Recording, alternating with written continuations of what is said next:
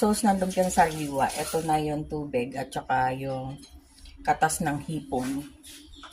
Timplahan natin ng toyo.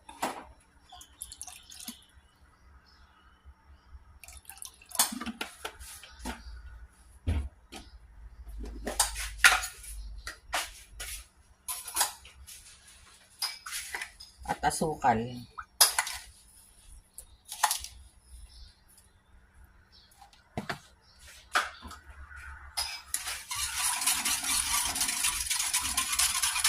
Pakuluin muna natin. Kapag lutong-luto na yung katas ng hipon at saka yung asukal, lagyan natin ng cornstarch at bawang.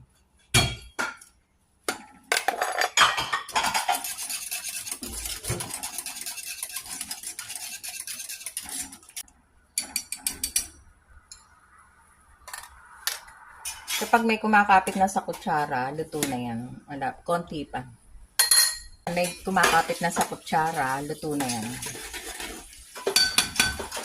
Luto na yung sauce.